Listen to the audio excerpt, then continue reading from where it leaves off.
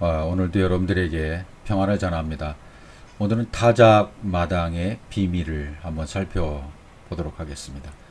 타작마당이 여러 군데 나오는데 그 의미가 무엇인지를 한번 살펴보도록 하겠습니다.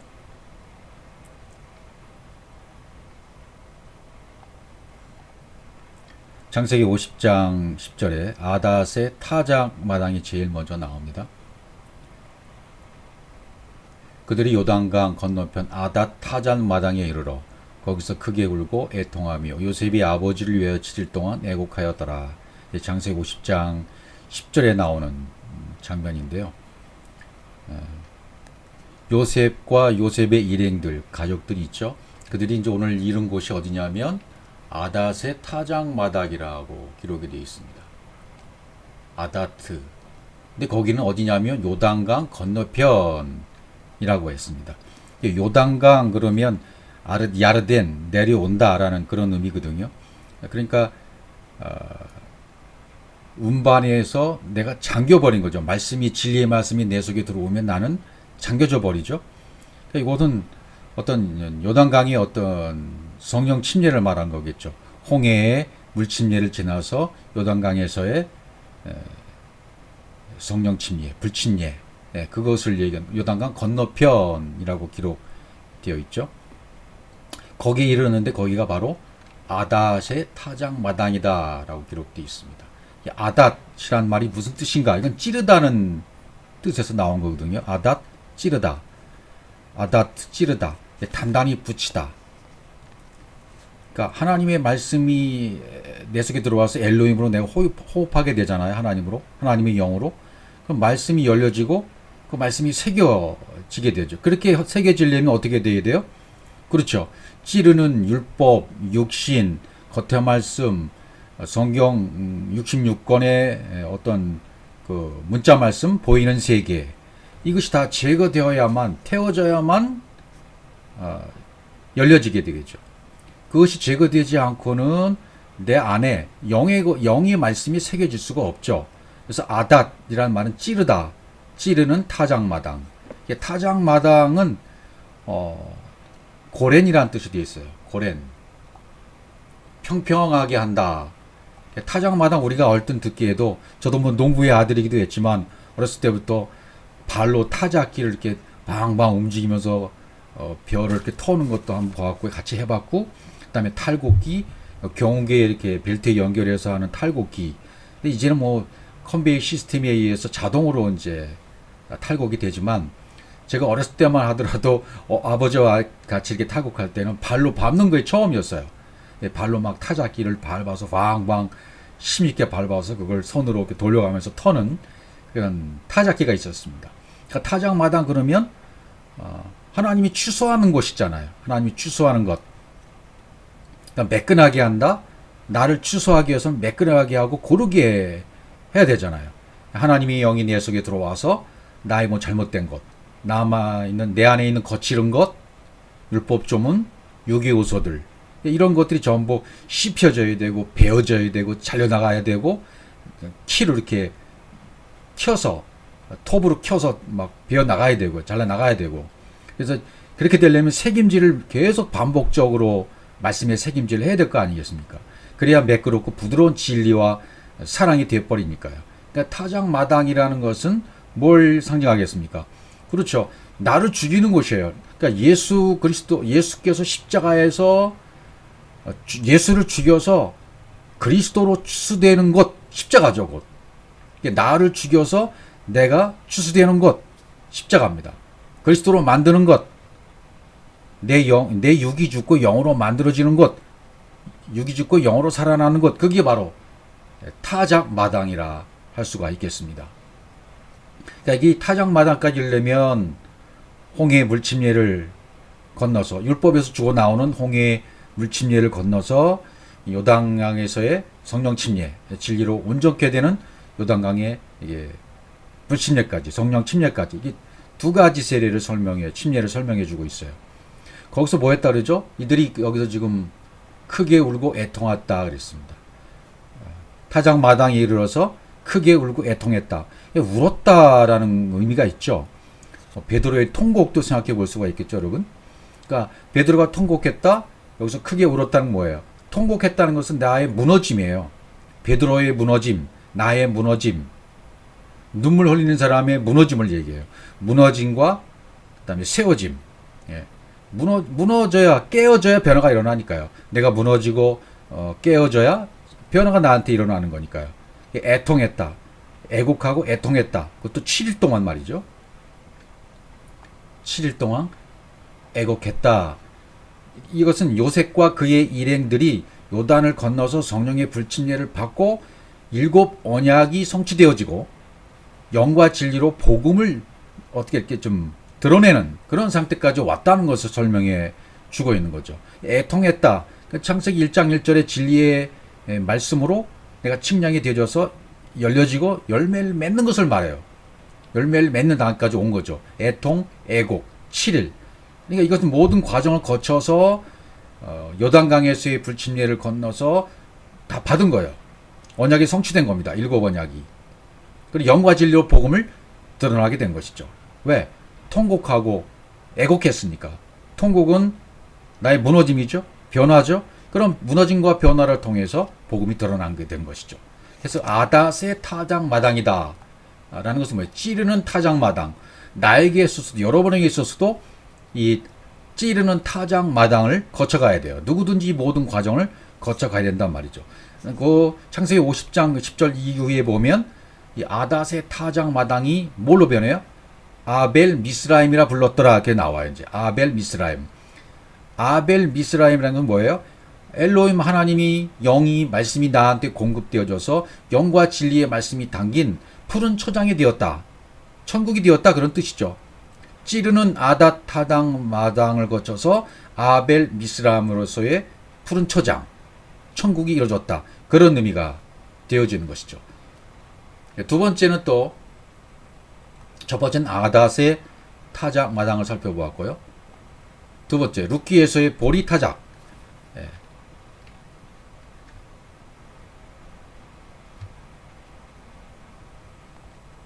오늘 밤에 타작 마당에 거기서 보리를 까불기라 이렇게 됐어요.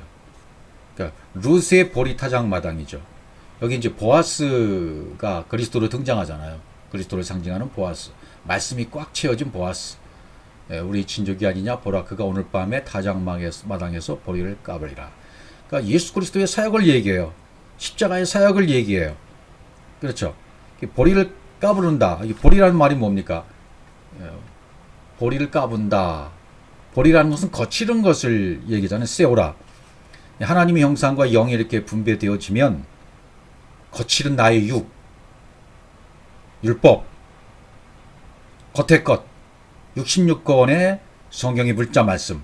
이것이 전부 곱게 갈려지는 거예요, 지금. 보리를 보리를 까부리는 것은 이제 키에 이렇게 곡식과 여러 가지 뭐 잡스러운 것들이 함께 들어있는 키 이렇게 다 키질을 하게 되면 알곡은 점점 안으로 들어오고 날려가는 건 다 날려가 버리잖아요. 보리를 까부르면. 그걸 보리를 까부른다는 것은 알곡을 모아들이는 작업을 하는 거예요. 십자가에서 죽음을 통해서 알곡을 모아들이는 작업을 하는 것이죠. 다 제거할 건 제거하고 남은 것만 모아들이는 거죠. 그러니까 까불린다, 자라, 던져 올린다. 까불린다라는 말은 던져 올린다는 거죠. 결국 영의 말씀이 된다, 그리스도의 말씀이 된다 그런 뜻이 되는 거죠. 알곡이 된다 그런 뜻이 된 그런 거죠. 보리를 까불리면 결국 알곡만 남은 거니까요. 짚이나 쓸데없는 것이나 이건 전부 다 날려가 버리잖아요. 보리를 이렇게 키로 까부르면. 그러니까 내 안에 빗나갔던 걸, 오해했던 것, 말씀을 오해했던 것, 잘못 알았던 것, 이런 모든 것들이 전부 까불려 나가는 거죠. 누굴 통해서? 그리스도를 상징하는 말씀이 충만한 보아스를 통해서. 룻이 지금 엘로힘으로 만들어지고 베레시트가 성취가 되는 거예요. 아들로 창대됨을 지금 나타내는 거지. 이 타작마당을 통해서. 이 타작마당에서 신부들은 신랑을 만나게 되는 거예요. 이 룻이 보아스를 만난 것처럼 우리도 신랑 대신 그리스도를 만나는 장소가 바로 여기 타작마당이라는 거죠. 십자가라는 얘기가 되는 거죠. 그러니까 이 까불렸다는 것은 예수님으로 말하면 예수께서 뭘 당하셨습니까? 채찍에 맞았죠. 그렇죠. 채찍에 맞고 이게 채찍에 뭐 한 번 맞는 게 아니잖아요. 맞으면 맞을수록 제거되는 거예요. 까불리는 거예요. 그렇죠? 가시면류관을 쓰셨죠? 침뱉음을 당하셨죠? 이런 모욕과 수치를 당하면 당할수록 속에 있는 것이 드러나는 거죠. 겉의 것은 사라지고 안의 것이 드러나는 것.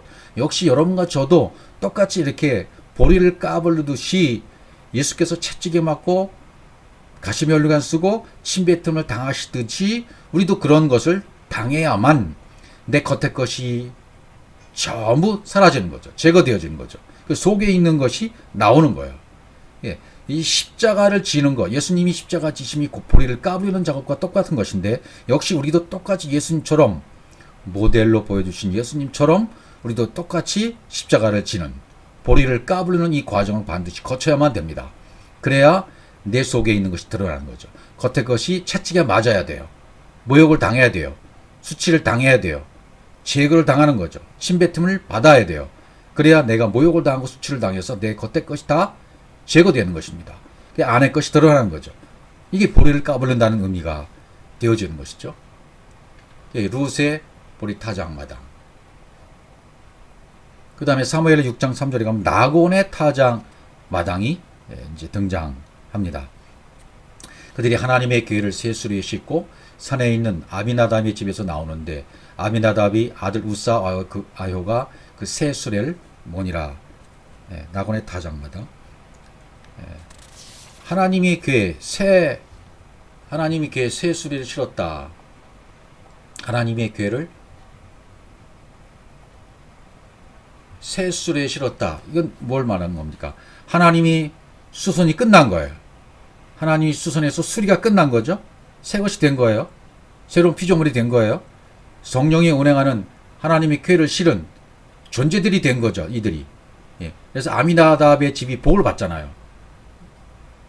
다윗이 이제 이런 수리를 이렇게 다윗 집으로 이제 다윗이 이걸 수리를 옮겨오는 과정 가운데 있는 거 아니겠습니까? 이런 어떤 과정을 통해서 우리도 하나님의 교회를 실은 새 수레를 우리도 이런 존재들이 되어야 돼요. 수레 같은 존재가 되어야 되죠. 아미나답의 집에서 나오는데 복받은 아미나답의 집에서 나와요. 그런데 우사와 아요가 그 새 수레를 모았다 그랬어요. 인물이 나오죠. 우사라는 인물하고 아요라는 인물이 등장합니다. 우사는 하나님의 말씀이 들어와서 강해졌다. 아요는 형제에서 나왔어요. 그러니까 똑같은 생명에서 나온 것이 형제예요. 그죠? 그들이 새 수레를 몰았다 지금. 그렇게 돼 있어요. 그 다음에 문제가 되는 건 이제 6절입니다. 그들이 나곤의 타작마당에 이르렀으는 이것을 문자와 스토리로 보면 무슨 말인지 이해가 안 가죠. 나곤의 타작마당에 이르렀다 그랬습니다.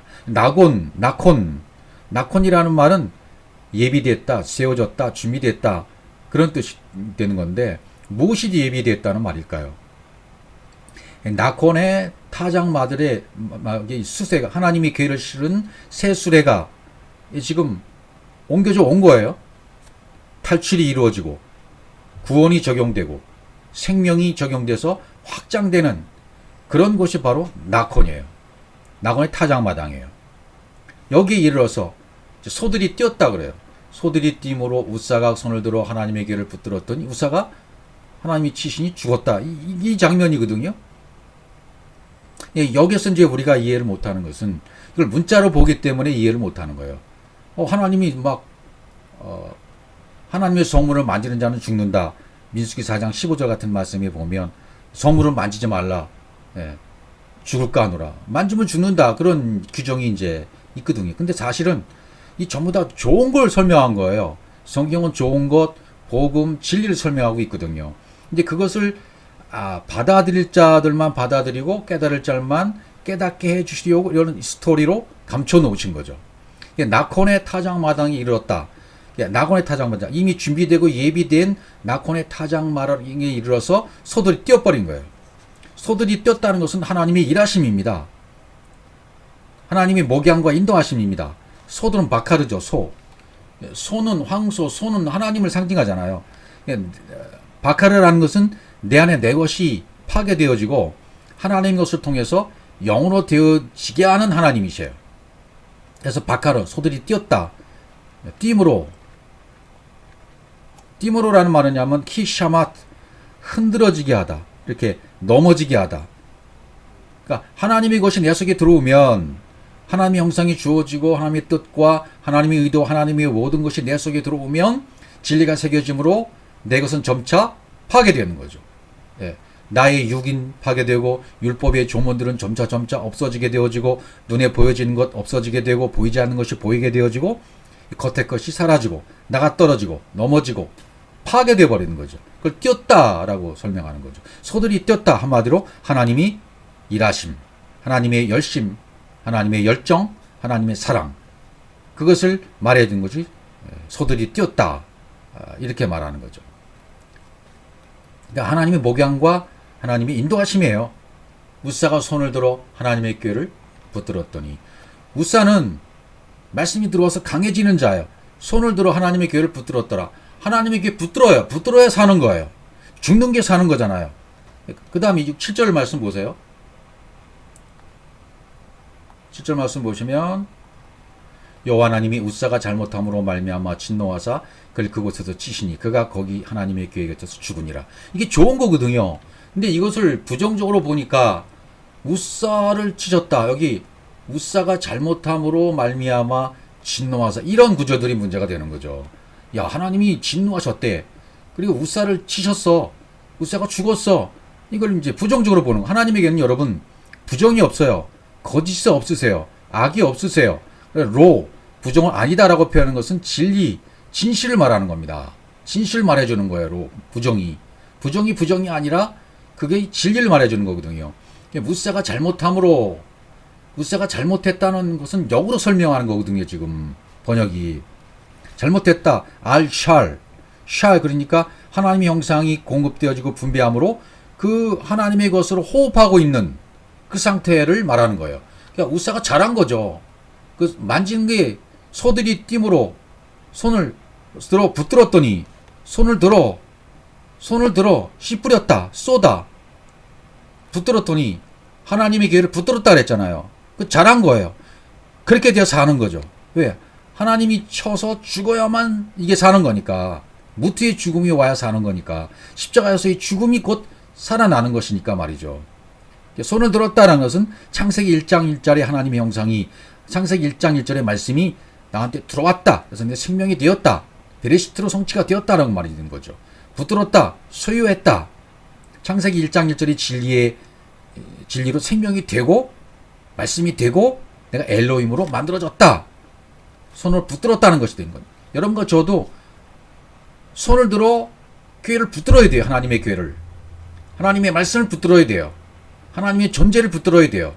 진리를 붙들어야 돼요. 생명을 붙들어야 돼요. 그것이 내 속에 들어왔을 때 그렇게 되어지는, 내 속에서 동의가 이루어지면 붙들게 되는 거죠. 쳤다, 낙하, 십자가의 죽으심을 얘기해요.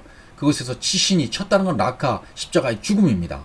그가 거기서 하나님의 계획에 곁에서 죽으니라. 무트의 죽음을 주는 거죠. 창세기 1장 1절에 서약으로 진리가 완성되었다. 죽었다. 진리가 완성됐다. 그래서 창세기의 족보에 보면 몇 세를 살고 죽었더라. 몇 세를 살고 죽었더라. 완성되었더라. 우리도 완성되면 죽는 거예요. 참고로 민수기 4장 15절에 진영을 떠날 때 아론과 그의 아들들이 성소와 성소의 모든 기구 덮는 길을 마치거든 고아 자손들이 와서 맬 것이니라. 그러나 성물은 만지지 말라. 그들이 죽으리라. 성물을 만지면 죽는단 말이죠. 성물을 만들면 죽는다. 손을 들어 붙들어야 돼요. 우사처럼. 그게 십자가의 죽음이 이루어지는 거예요. 그러니까 여기 부정어로 설명되어 있죠. 만지지 말라. 그게 곧 진리예요. 만지지 말라가 진리예요. 성물을 만지지 말라니까 역으로 설명하면 그 성물을 반드시 만져야만, 우사가 하나님의 궤를 손을 들어 만들어야만 하나님이 치셔서 십자가에서의 죽음이 이루어진다. 영으로 살아난다. 그런 의미가 되는 거죠. 성경은 다 똑같은 얘기만 하고 있는 거죠. 근데 스토리로 쓴 건 않기 때문에 이게 무슨 말인지 모르는 것뿐이지, 구약의 모든 말씀들도 신약과 다르지 않아요. 똑같은 진리를 전하고 있는 말씀이고 복음을 선포하고 있는 말씀이고 성경은 구약과 신약이나 동일하다. 빛과 어둠이 동일한 것처럼 동일한 것입니다. 사사기 6장 37절은 이제 기드온의 타작 마당으로 넘어가겠습니다. 기드온의 타작 마당, 양털 시험이 나오죠. 기드온의 타작 마당, 여기 이제 양털 시험이 나옵니다. 보소서 내가 양털 한 뭉치를 타작 마당에 두리니. 기드온의 양털 시험, 타작 마당, 여기도 타작 마당이 등장해요. 만일 이슬이 양털에만 있고 주변 땅은 마르면 주께서 이 말씀하실 같이 내 손으로 이스라엘 구원하실 줄 내가 알겠나이다. 그러니까 이제 이런 이제 기드온이 시험하는 건 지금 뭐예요? 기드온이 그러니까 시험은 우리 헬라 단어로 페이라조의 실패의 시험을 통해서 도키마저 성공의 시험을 한다고 이미 살펴본 바가 있었지 않습니까? 예, 페이라조의 시험과 시험을 거쳐서 결국은 성공의 시험인 도키마저의 시험으로 완성된다. 그러니까 시험한다는 말도 뭐 좋은 말이에요, 나쁜 말이 아니에요. 지금 기드온이 시험하고 있잖아요. 타작 마당에 양털 한 뭉치를 두겠습니다. 그러면 양털에만 이슬이 있게 하시고 주변 땅에는 마르게 해주세요. 그 다음에 또 반대로 양털은 마르고 주변 사면에만 이슬이 있게 해주세요. 이걸 이제 테스트하는 거예요. 지금 기드온이 하나님 그대로 해주시거든요. 기드온은 벌목군이잖아요. 용사잖아요. 나무를 베어 넘기는 벌목군, 기드온이란 뜻입니다. 양털이다. 털이 많다. 털이 많다는 것은 율법을 상징하잖아요. 율법. 털이 많다. 엘리야, 대머리인 엘리사, 진리의 이런 자를 말하는 것이니까 머리털이 밀어져야 되니까. 그래서 머리에 그리스도가 되어야 돼요. 머리에. 예. 그래서 이제 신약에 보면 여자는 머리에 쓰라 그랬잖아요. 예. 여자는 머리에 표식을 둘지라. 그리스도가 남자가 머리가 되어야 되고 머리 등 그리스도가 되어야 되는 표식이 있어야 된다. 그런 의미로 설명을 하고 있는 거죠. 다 의미가 있는 거죠. 양털, 체메르, 진리의 말씀과 영어로 호흡하기 위해서는 율법이 제거되어야만 진리가 되는 거죠. 한 뭉치 가자드, 털을 깎다, 베어내다, 양털 한 뭉치, 이걸 베어내야 돼요. 예, 가자즈, 여성형이에요, 여성형. 가자지 여성형이 한 뭉치. 말씀이 운반되어 완성되는 것을 얘기하고 있죠. 양털 한 뭉치가 어떻게 완성되는가? 그것도 타작 마당에 두어야 돼요. 타작 마당에 두었다가 이슬이 양털에만 있죠. 이슬이 양털에만 있어요. 이걸 짜면 한 그릇 가득히 한 그릇에 이슬이 나오는 거예요. 그렇죠. 이 율법의 말씀을 율법을 짜면 거기에는 진리가 나오는 거죠. 율법을 짜면 진리의 말씀이 나오는 것이고, 반대로 율법이 마르면 마른 땅, 주변이 마른 땅이 드러나서 얕바사 씨를 뿌릴 수 있는 진리의 땅이 되는 거죠. 그러니까 똑같아요. 반대로 시험하든 양털에만 이슬이 있든 주변 땅에만 이슬이 있든 똑같은 거예요. 율법을 짜면 양털에만 이슬이 있어서 이 양털을 짜면 진리의 불이 나오잖아요. 율법이 죽으면 양털이 마르면 율법이 죽으면 율법이 사라지면 주변 땅은 얕바사 드러난 땅, 준비된 땅이 되는 거죠. 말씀의 땅이 되는 거죠. 내 마음 땅이 준비되어서 하나님의 씨가 떨어지는 땅이 되는 거죠. 똑같은 얘기를 하고 있는 거예요. 이슬은 탈, 뿌리다, 덮다 그런 뜻이잖아요. 이슬. 예. 진리의 말씀이 내 속에 뿌려져서 새겨지는 거죠. 이슬이 이 양털에 가득했다. 양털을 짜니까 이슬이 한 그릇 가득했다. 그건 뭐예요? 율법의 말씀을 깨닫고 율법의 말씀을 짜면 뭐가 나와요? 진리가 나오는 거죠. 율법 속에 진리가 있으니까, 예수 속에 그리스도가 있으니까. 그리고 두 번째 시험에서 반대로 양털만 마르고 주변 땅은 이슬이 있게 해주세요. 양털이 마르면, 율법이 마르면 주변은 마른 땅, 얕바사, 주변 땅이 말랐다는 것은 드러났다. 얕바사, 준비되어서 드러난 땅이 되었다. 씨를 뿌릴 만한 땅이 되었다. 준비된 땅이 되었다. 그런 것이죠. 가뭄으로 율법이 타버린 거예요. 파멸하고 바싹 마르게 된 거죠. 마르면. 그래서 내 안에 생명과 영으로 채워진 상태가 되는 거죠. 거짓 것들, 생명이 아닌 것들, 이런 것들이 전부 검에 잘려나가도 파괴되고 없어지게 된 상태. 그게 마른 땅이 드러났다. 그렇게 되는 거죠. 그래서 시험이 페이라조의 시험에 실패의 시험을 계속 하다 보면 나중에 뭐가 돼요? 도끼마저의 성공의 시험으로 바뀌어진다. 그런 말씀이 되는 거죠. 그 다음에 이제 아라우나, 오르난의 타작마당이 이제 등장합니다.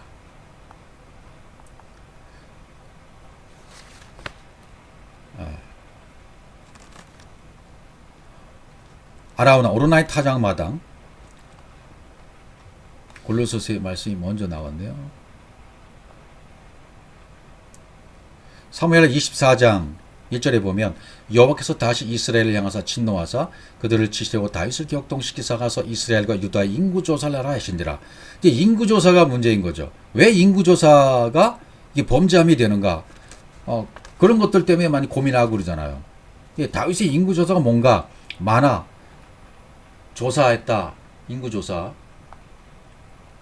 인구 많아. 조사. 개수한다. 진리가 확정돼서 호흡하는 것을 말해요. 인구. 조사했다. 파카드. 내 것이 멸하고 하나님의 진리가 알려져서 열매를 맺는 것. 인구 조사를 했다는 것은 뭐예요? 그렇죠. 내 안에 율법의 조문들, 내 지식과 내 철학, 내가 버려야 될 것, 내가 만든 우상의 하나님, 육신의 정욕과 안목의 정욕과 이상의 자랑, 이 육신의 생각, 땅의 지체를 벗어버려야 할 것들, 그걸 얘기하는 거. 그걸 조사라는 얘기예요. 다윗을 격동시켰다. 감동시켰다. 그런 말은 뭐예요? 진노했다. 이스라엘 향해서 진노했다는 말은 뭐예요? 하나님의 열정이에요. 진노하심, 격동하심은 하나님의 열정입니다. 진노했다. 아프. 진노는 아프 콧구멍을 얘기하거든요. 하나님의 콧구멍. 하나님의 코, 진노. 하나님의 콧구멍에 하사, 열정이 붙은 거예요. 열망이 불붙은 거예요. 하나님이 사랑에 대한 열망이 불붙은 거예요. 우리를 사랑하셔서 우리를 살리시려는 열망이 가득한 거예요, 지금. 그걸 진노했다 이렇게 표현한 거죠. 치시려고, 낙하, 십자가에 죽이시려고, 나를 살리시려고 다윗을 격동시켰다. 다윗을 살리려고, 다윗과 이스라엘의 백성들을 살리시려고 다윗을 격동시켰다. 감동시켰다. 수트, 속이다, 유발시키다. 하나님의 측량하심이 다윗 속에 가득하게 되면 진리의 사역이 되도록, 완성되도록 하시는 거예요. 다윗을 완성시키도록 하는 것이 감동시키는 거죠. 저희를 치시려고, 십자가에 죽이시려고. 이게 전부 이게 십자가의 복음을 얘기하고 있잖아요. 그죠? 18절 이날에 가시 다윗에게 이르되 여기에 올라가서 여부수 사람 아라우나의 타작 마당에서 여호와를 위해 제단을 쌓으소서. 여기 이제 아라우나 역다상에 보면 오르난, 이 철자법에 의해서 오르난, 아라우나 똑같은 사람입니다. 누군 여부수 사람이에요. 근데 아라우나의 타작 마당에서 여호와를 위하여 제단을 쌓으소서. 아라우나의 타작 마당이 등장합니다. 다윗의 인구 조사를 시킨 건 뭐예요? 내 안에 이스라엘과 다윗 속에 있던 땅의 지체, 육신의 생각, 벗어버려야 할 것들을 전부 벗어버리게 해서 십자가를 지게 하시려는 하나님의 사랑이었던 것입니다. 그래서 그 앞절에서 우리가 살펴봤던 골로새 3장 5절부터 그러므로 땅에 있는 지체를 죽이라 곧 음란과 부정과 사욕과 악한 정욕과 탐심이니 탐심은 우상숭배니라. 땅에 있는 지체는 뭐예요? 우상숭배예요. 내 안에 있는 더러운 것들이에요. 옛사람입니다. 전부. 음란, 부정, 사욕, 악한 정욕, 탐심 이런 것들은 전부 옛사람의 모습들이에요. 우상숭배의 모습들이에요. 내가 좋다고 여기는 것들이에요. 그래서 8절에 이제는 너희가 이 모든 것을 벗어버려라. 분함과 노여움과 악의와 비방과 너희 입에 부끄러운 말이라. 벗어버려야 될 것들, 옛사람의 것들이에요. 너희가 서로 거짓말을 하지 말라. 옛사람과 행위를 벗어버리고. 옛사람을 다 벗어버리라는 얘기죠. 거짓말, 이건 전부 옛사람에서 나온 거니까요. 행위, 옛사람과 행위, 율법, 옛사람, 이걸 전부 벗어버리라. 그런 의미가 되어지는 거죠. 그래서 다윗에게 인구조사를 격동시켜서 하게 하시는 거예요. 이게 하나님의 사랑이란 얘기입니다. 인구조사를 시켰다. 벗어버려야 될 것, 땅의 지체, 이것을 전수조사하는 거죠. 내 안에 막 훑어 나가시는 거예요. 여러분과 죄수로 막 훑어 나가서 불로 태버리시는 기 위해서 십자가로 정확하게 알곡되게 하시려고. 그래서 아라우나의 타작 마당까지 나오는 겁니다. 지금 여부수 사람 아라우나의 타작 마당에서 제단을 쌓아라. 그럼 어떻게 돼요? 여기서 이제 아라우나가 그럼 내가 내 땅을 드리겠습니다. 다윗이 아니다. 내가 값을 지불하겠다고 값을 지불하고 50세겔을 지불하고 마당과 소를 사요. 그래서 재앙이 그쳤다. 그 표현들이 나오게 되어집니다. 그 뒤에 있는 표현을 볼까요? 하나님 예루살렘을 멸하러 천사를 보내셨더니 천사가 말하라 할 때 여호와께서 보시고 이 재앙 내림을 뉘우치사. 하나님이 뉘우쳤다는 표현도 이게 우리의 표현으로 사람처럼 뉘우쳤다. 하나님이 그렇게 뉘우치시는 분이 아니잖아요. 후회가 없으신 분이잖아요. 뉘우쳤다는 나함이라는 뜻인데 이건 위로했다. 영의 공급과 분배를 얘기하는 거죠. 재앙을 내리셨다. 이게 뭐예요? 영을 공급하셨다. 영이 그 속에 들어가게 하신다는 뜻이에요. 뉘우쳤다. 그래서 나함, 위로했다. 진리가 확장돼서 생명으로 당기게 했다. 당기게 했고 완성이 됐으니까 내 손 거둬라 그래요. 이제 족하다 거둬라 그러잖아요. 영으로 열매를 맺었다 거둬라. 그때 여호와의 전사가 어디에? 여부수 사람 오르난의 타작 마당 곁에 섰다. 이렇게 역대상에도 나오게 되는 겁니다. 근데 이 장소가 어딘가 보십시오. 여호와의 전사가 가세에게 명령하여 다윗에게 이르시기를 다윗은 올라가서 여부수 사람 오르나의 타작 마당에서 여호와를 위해 제단을 쌓으라 하신지라. 12장 똑같고요. 역대하 3장 1절 솔로몬이 예루살렘 모리아산에 여기 지금 모리아산에 여호와의 전 건축기를 시작하니 이것은 전에 여호와께서 그의 아버지 다윗에게 나타나신 곳이요 여부수 사람 오르난의 타작 마당에 다윗이 정한 곳이라. 그러니까 오르난의 타작 마당이 어디라는 거예요? 모리아산이라는 얘기인 거예요. 모리아산. 성전 건축했던 모리아산. 이삭 번제로 드렸던 모리아산. 그것이 오르난의 타작 마당이다. 아라우나, 오르난. 강하다는 뜻이거든요. 하나님의 영어로 확장되어서 강하게 됐다. 오르난. 근데 그것이 어디냐면 여부수예요. 여부수. 여부수 사람 오르난이에요. 오르난은 여부수 족속에 속한 사람이란 얘기죠. 그럼 여부수 족속이 어떤 사람인가? 여부수라는 것은 타작마당 영적 비밀에 속한데 이것은 광명의 천사로 가장하는 거짓 선지자들, 거짓의 영, 거짓 것에 속하는 그런 족속들이 여부수 족속이거든요. 이제 가나안의 7 족속을 나중에 살펴보게 될 텐데요. 가나안 족속은 뭐 이렇게 경제를 뜻하는 돈신이다 이런 식으로 이제 설명을 쭉 해나갈 수는 있어요. 가나안은 뭐다, 시위 족속 뭐다, 여부수 족속 뭐다 이런 것이 이제 쭉쭉쭉쭉 7 족속이 쭉 나오잖아요. 그러니까 우리 안에 7 족속도 전부 정복이 되어야 되잖아요. 가나안 7 족속이. 그러니까 내 안에도 경제가 정복되어야 되고요. 경제뿐만 아니라 내 안에 있는 어떤 뭐 사회에 있는 어떤 것, 또 뭐 정치에 대한 거, 군사에 대한 거, 이런 세상에 관한 거, 이런 것들이 정복이 되어야 되잖아요. 모든 구석구석에. 그런 것들을 7 족속을 묘사해 주고 있는 것을 볼 수가 있죠. 여부수 족속, 오르난. 오르난은 강한 자인데 그는 어느 족속이라고요? 여부수 족속. 여부수는 거짓. 거짓의 영이 활동하는 족속. 3회 24장 20절에 보니까 왕이 아라우나에게 이르되 그렇지 아니야. 내가 값을 주고 내게서 살리라. 아라우나는 이 땅 그냥 쓰세요. 그러니까 다윗이 뭐라고 그러는 거예요? 아니야. 그냥 값을 주고 정당의 값을 치르고 내가 번제를 드리겠다. 그리고 50세겔로 타작마당 소를 샀다 그래요. 왜 또 50세겔일까요? 50은 뭐예요? 5가 깨달아지면 진리의 율법의 5가 깨달아지면 진리 5가 오잖아요. 율법의 5가 깨달아지면 속에서 진리 5가 와서 10이 되는 거죠. 완벽한 10계명, 10곧 그 계명, 11조, 10. 이거 되는 거예요. 50세겔이 됐다. 이 50세겔 뭐예요? 타작마당과 소를 샀다. 이렇게 되면 재앙이 그치는 거죠. 완성됐으니까요. 그곳에서 여호와를 위한 제단을 쌓고 번제 화목제를 드렸더니 이에 여호와께서 그 땅을 위한 기도를 들으심에 이스라엘에게 내린 재앙이 그쳤더라. 그렇죠. 완성됐으니까요. 재앙이 그쳤다는 얘기는 완성됐다는 말이 똑같은 말입니다. 율법이 완성됐다. 사랑이 되었다. 그런 말이 되는 거죠. 내 안에 모든 인구조사가 끝나서 다윗과 이스라엘 향한 인구조사가 끝나서 그들을 다 진리 가운데로 인도하셨다. 그런 뜻이 되는 거죠. 재앙이 그쳤다는 것은. 그러니까 여러분과 제 안에 있는 모든 인구조사가 끝나면 우리 똑같이 측량임이 끝나면 진리로 거듭나게 되고 완성이 되어지고 십자가의 죽음이 이루어지면 영으로 살아나게 되는 거죠. 그러면 재앙이 그치는 거예요. 영의 공급과 분배가 끝나게 되면 평안이 이루어지게 되는 거죠. 생명이 당겨지게 되는 거죠. 그래서 재앙이 그쳤다라고 표시해 주는 것 뿐이죠. 그래서 여부수 족속에 대해서도 한번 더 살펴보면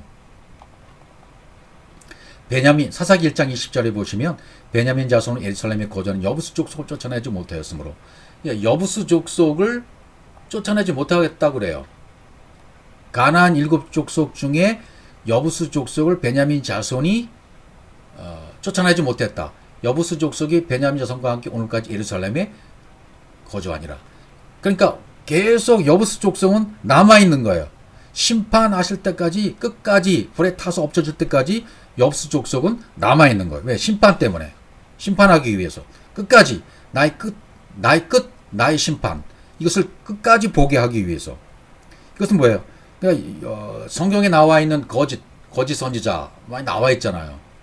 열왕기 20장 22절에 여호와께서 그에게 이르시되 어떻게 하겠느냐 이르되 내가 나가서 거짓말하는 영이 되어 그 모든 선지자들 입에 있겠나이다. 여호와께서 이르시되 너는 꾀걷고 또한 이르기도 나가서 그리하라.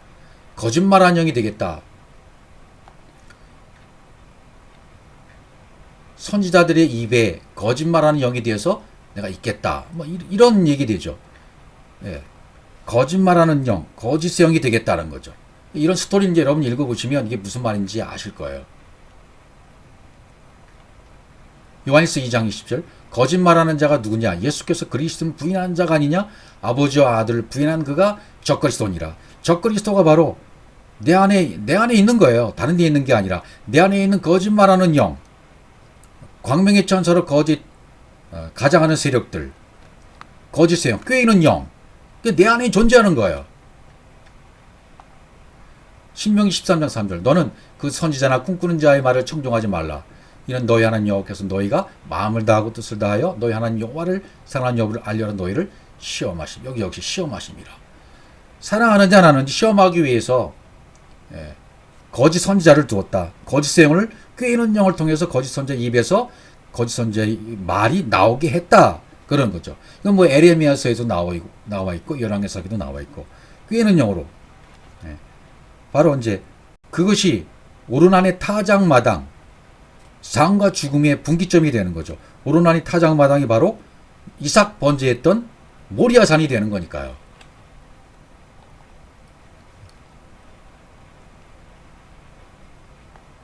이사야 9장 15절에도 그 머리는 곧 장로와 존귀한 자여 그 꼬리는 곧 거짓말을 가르치는 선지자라. 거짓말하는 선지자. 꼬리가 그렇게 되어 있단 말이죠. 머리는 그리스도라 할지라도 꼬리는 거짓말하는 자로 있는 내 안에 악한 세력들이 계속 있단 말이에요. 이게 불에 타서 없어질 때까지는 계속해서 여부수 족속으로 내 안에 남아있는 거죠. 그래서 가나안 7족속이 남아있어서 마지막 심판, 마지막 내 안에 있는 마지막 최후의 심판까지 가서 심판받는 그때까지 여부수 족속은 남아있는 거죠. 천년 왕국의 실질적인 보좌가 어디에 세워져요? 모리아, 오르나의 타작마당에 모리아산에 세워지게 되는 거죠. 그러니까 결국은 신의 산, 호렙산의 언약을 깨달아서 신의 산, 호렙의 언약을 깨달으면 모리아의 완성, 시온산의 성취가 이루어지는 거죠. 그 중간에 세일산이라든지 또 갈멜산이라든지 감난산이 나와요. 7대산이 또 나오잖아요. 어쨌든 이 모리아산은 완성, 성취, 시온산, 모리아산은 성취를 말하게 되는 거죠. 그러니까 이 타작마당에서 모리아산에서 기쁨으로 단을 거두게 되어지고 추억의 단을 가지고 추수의 단을 가지고 기쁨으로 돌아오게 될 것이 바로 이 타작마당이 되는 것입니다. 그 다음에 누가복음 3장 16절 17절에 보면 침례 요한의 타작마당이 나와요. 요한의 모든 사람이 대답하여 이르되 나는 물론 너에게 침례를 베풀거니와 나보다 능력이 많으신 이가 오시나니 나는 그의 신발끈을 풀기도 감당치 못하겠노라.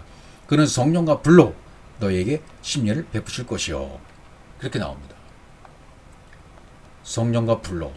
요한은 물침례, 물로 침례.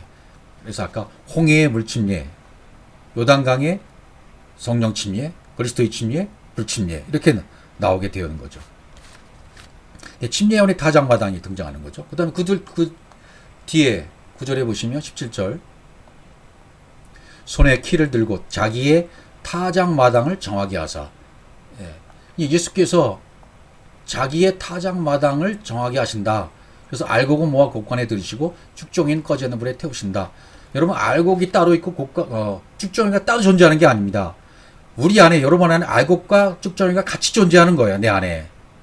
그래서 죽종이가 타버리면 이제 알곡만 남게 되는 거죠. 타작마당은 예수를 죽여서 그리스도를 추수하는 십자가라고 그랬죠. 육이 죽고 영이 살아나는 것이 바로 타작마당이죠. 이 마음 성전이 지어진 곳을 타작마당이 되는 셈이 되는 거죠. 율법이 기능을 다하면 쭉정이가 남아요. 육신의 생각, 율법, 이 말씀이 다 태워지면 쭉정이잖아요. 율법이 기능을 다하면 율법은 쭉정이가 돼버리는 거죠. 날아가 버리는 거예요. 율법은. 그리스도의 말씀만 남는 거죠. 알곡만 남는 거죠.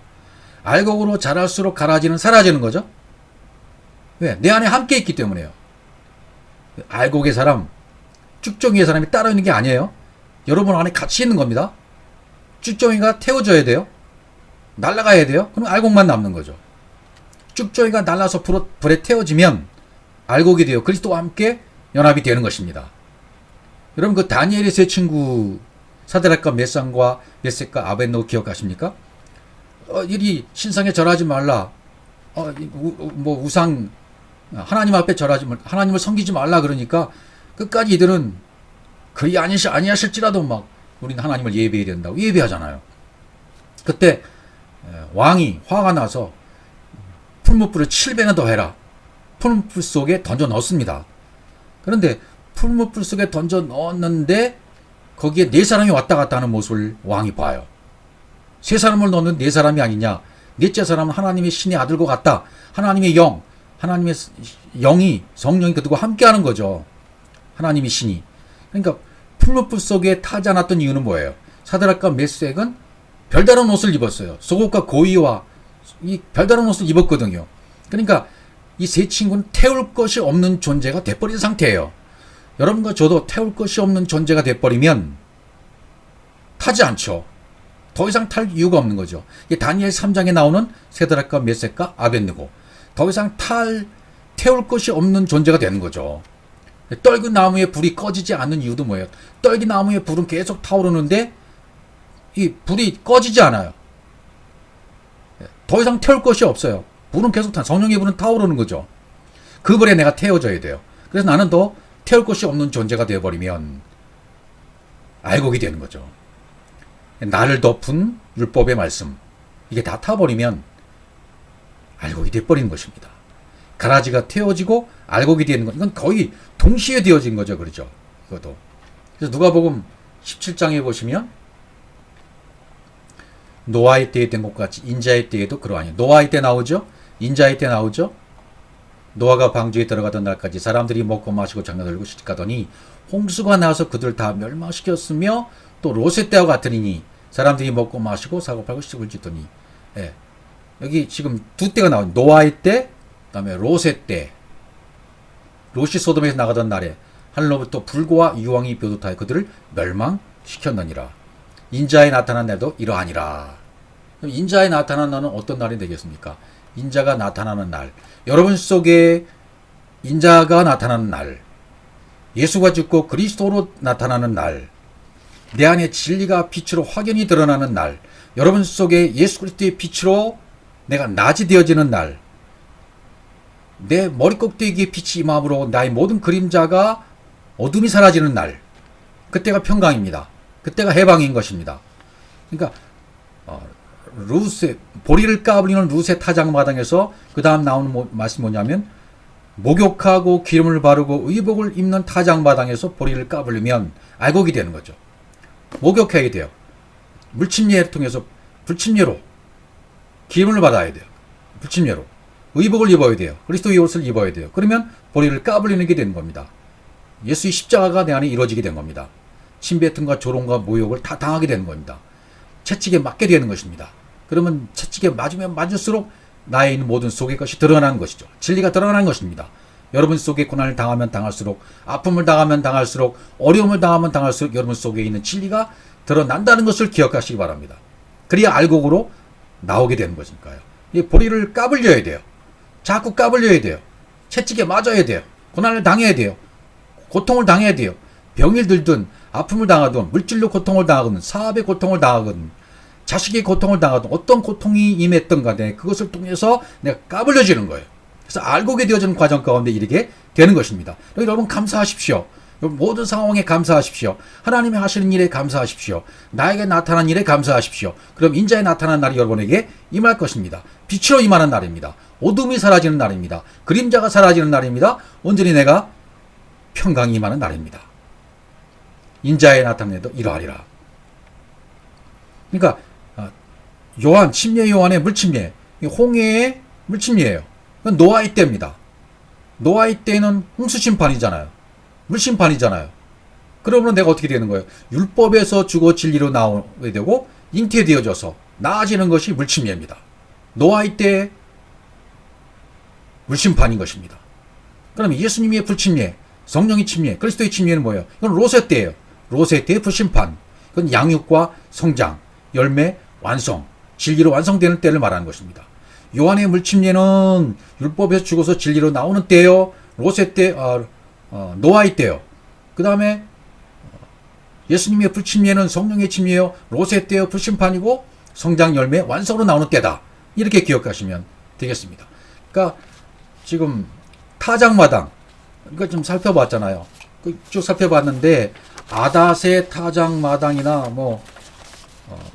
룻의 보리 타작마당이나 나곤의 타작마당이나 기돈의 타작마당이나 아라우나의 타작마당이나 예수님의 자기 타작마당, 이런 모든 타작마당은 십자가를 상징합니다. 그것을 요한복음 19장에서 골고다로 명칭을 나타냅니다. 요한복음 19장 17절, 그들이 예수를 맡음에 예수께서 자기 십자가를 지시고 해골 곧 씹은 말 골고다 것에 나가시니. 해골, 골고다, 골골레트, 여기서 이제 갈보리가 나온 거죠. 골골레트, 정수리, 꼭대기, 머리 꼭대기, 그런 뜻이잖아요. 골골레트라는 말은 갈갈에서나 갈갈, 갈랄, 갈릴리. 그래서 성령이 운행하는 곳, 수치가 굴러가서 없어지는 곳, 성령이 운행하는 곳, 거기가 바로 골고다인 거죠. 거기가 바로 모리아인 것이죠. 모리아에서 이삭 번제에 드리는, 내가 드려지는 것, 그리스도를 발견한 곳, 타작마당, 모리아산, 골고다, 십자가, 성령이 운행하는 것, 거기서 나의 쭉정이를 다 불태우시는 것입니다. 육의 것을 불태우시는 것입니다. 내 모든 육의 것을 불태우시고 영으로 살리게 하시는 곳, 그것이 골고다예요. 십자가입니다. 타작마당인 것입니다. 모리아산인 것입니다. 나를 알곡되게 하시는 거다, 그 말이죠.